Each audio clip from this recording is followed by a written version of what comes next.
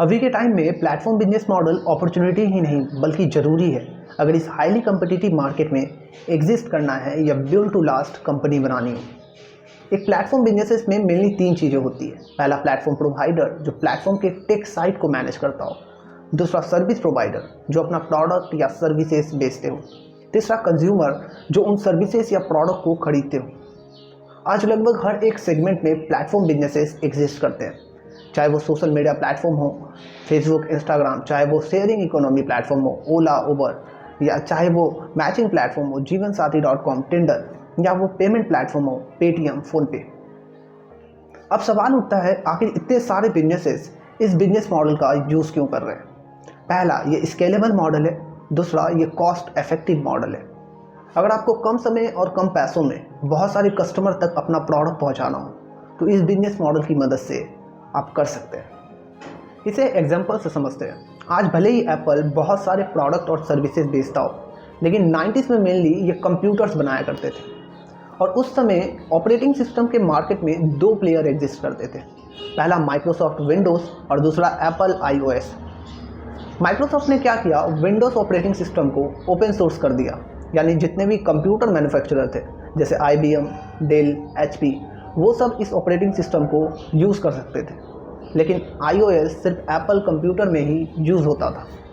इससे क्या हुआ, 90s में ऑपरेटिंग सिस्टम के मार्केट का 90% से भी ज़्यादा मार्केट शेयर विंडोज़ के पास था, वहीं 10% से भी कम मार्केट शेयर एप्पल iOS के पास था। इसका लेटेस्ट एग्जांपल है ओयो। ओयो के प्लेटफॉर्म पर बहुत सारे होटल लिस्टेड है, लेकिन इनका खुद का एक भी होटल नहीं है। और यही कारण है ओयो बाकी सारे ट्रेडिशनल हॉस्पिटलिटी कंपनीज जैसे ITC, इंडियन होटल कंपनी, इन सब के कंपैरिजन में काफ़ी तेज़ी से एक्सपेंड कर पाया। इस वीडियो में जानेंगे प्लेटफॉर्म बिजनेस मॉडल को डिटेल में, जानेंगे नेटवर्क इफेक्ट के बारे में और जानेंगे अलग अलग तरह के प्लेटफॉर्म बिजनेस मॉडल के बारे में। इस वीडियो में आपको प्लेटफॉर्म बिजनेस मॉडल को लेकर क्लैरिटी आ जाएगा, इसलिए बने रहे इस वीडियो के अंत तक। नमस्कार, मैं विश्वजीत शर्मा, यूनिकॉर्न स्टोरीज में आपका स्वागत है।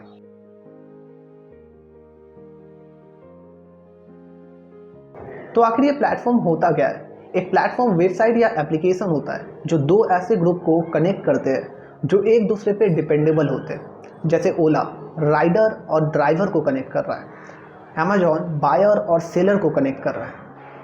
जब मुझे लगा कि प्लेटफॉर्म बिजनेस मॉडल पे एक वीडियो लाना चाहिए, तब मैंने बहुत सारे प्लेटफॉर्म बिजनेसेस के बारे में पढ़ा और उन अधिकतर कंपनीज में मुझे 3 बातें कॉमन मिली।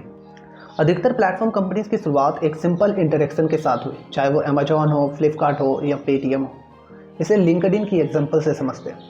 लिंक्डइन की शुरुआत इस मोटिव के साथ हुई थी कि एक वर्किंग प्रोफेशनल दूसरे वर्किंग प्रोफेशनल के साथ इंटरेक्ट कर पाए, लेकिन बाद में इन्होंने अपने प्लेटफॉर्म पर वर्किंग प्रोफेशनल को जॉब सीकर के साथ, यानी जिन्हें जॉब चाहिए, उनसे कनेक्ट करवाना शुरू किया। और बाद में इन्होंने नोटिस करा कि उनके प्लेटफॉर्म पर फेसबुक जितना इंटरेक्शन नहीं है, तो इन्होंने अपने प्लेटफॉर्म पर पब्लिशर्स को ऐड करना शुरू किया जो आर्टिकल्स लिखा करते थे, जिससे रीडर्स की संख्या बढ़ गई। और अंत में इन्होंने लिंक्डइन को ओपन कर दिया जहां कोई भी आकर पोस्ट कर सकता था। और ये कहानी लगभग हर एक प्लेटफॉर्म बिजनेसेस की है। इनकी शुरुआत एक सिंपल इंटरेक्शन के साथ हुई और बाद में इन्होंने समय के साथ और भी बहुत सारे इंटरेक्शन वो अपने प्लेटफॉर्म पर ऐड करते गए। जितने भी प्लेटफॉर्म बिजनेसेस है वो अनऑर्गेनाइज सेक्टर को ऑर्गेनाइज कर रहे हैं अपने प्लेटफॉर्म के माध्यम से। जैसे ओयो अनऑर्गेनाइज हॉस्पिटलिटी सेक्टर को ऑर्गेनाइज कर रहा है। इनके प्लेटफॉर्म पर होटल ऑनर होटल लिस्ट कर पाते हैं, जिससे उन्हें बहुत बड़ा कस्टमर बेस का एक्सेस मिल जाता है। वहीं जो कस्टमर है वो इजीली होटल बुक कर पाते हैं। ओला अनऑर्गेनाइज टैक्सी मार्केट को ऑर्गेनाइज कर रहा है। वहीं रेड बस अनऑर्गेनाइज बस मार्केट को ऑर्गेनाइज कर रहा है। वहीं Ninjacart unorganised agriculture sector को ऑर्गेनाइज कर रहा है। ये सारे प्लेटफॉर्म अपने सेगमेंट के फर्स्ट मूवर थे, या उन्होंने उस समय अपना बिजनेस शुरू किया जब बहुत कम लोग इस प्रॉब्लम पर ध्यान दे रहे थे।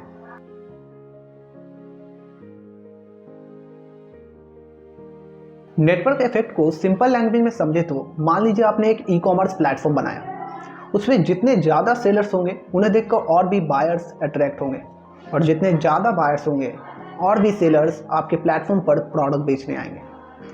नेटवर्क इफेक्ट मेनली दो तरह का होता है। पहला प्राइमरी नेटवर्क इफेक्ट और दूसरा सेकेंडरी नेटवर्क इफेक्ट।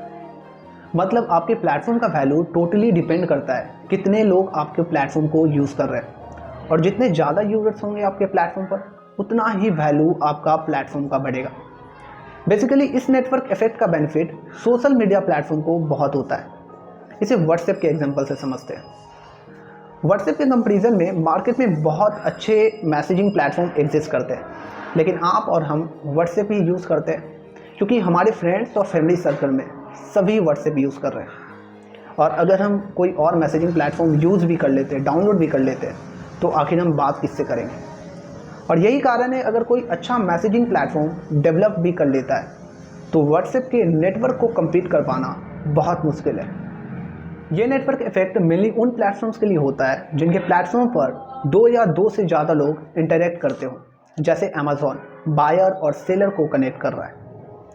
यानी जितने ज़्यादा सेलर्स होंगे उतना ही ऑप्शन बायर्स के पास होगा, और जितने ज़्यादा बायर्स होंगे उतना ही रेवेन्यू सेलर जनरेट कर पाएंगे।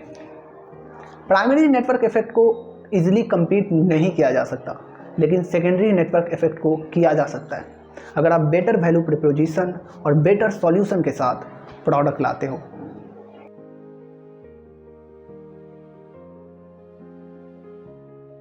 मार्केट में जितने प्लेटफॉर्म बिजनेसेस एग्जिस्ट करते हैं, चाहे वो सोशल मीडिया प्लेटफॉर्म हो, शेयरिंग इकोनॉमी प्लेटफॉर्म हो, फूड एग्रीगेटर प्लेटफॉर्म हो या बुकिंग प्लेटफॉर्म हो, ये सब अपना बिजनेस 2 मॉडल पे रन करते हैं। और इसे समझने के लिए प्लेटफॉर्म बिजनेस मॉडल को 2 पॉइंट में डिवाइड करते हैं। पहला ऑनरशिप के बेसिस पे और दूसरा इंटरेक्शन के बेसिस पे। इसे ओला के एग्जांपल से समझते हैं। ओला के प्लेटफॉर्म पर बहुत सारे टैक्सीज लिस्टेड हैं, लेकिन इनका ना तो खुद का टैक्सी है और ना तो ड्राइवर है। ये बस एक प्लेटफॉर्म प्रोवाइड करते हैं जहां ड्राइवर और राइडर इंटरेक्ट कर पाते हैं। यानी peer to peer provided resources में एसेट कंपनी के द्वारा ऑन नहीं किया जाता है। इसे वीवर्क के एग्जांपल से समझते हैं। वीवर्क एक कोवर्किंग स्पेस कंपनी है जो ऑफिस स्पेस रेंट पे प्रोवाइड करता है। इनके प्लेटफॉर्म पर जितने भी ऑफिस स्पेस लिस्टेड है ये सब इनका खुद का है, यानी ये खुद एसेट ऑन करते हैं।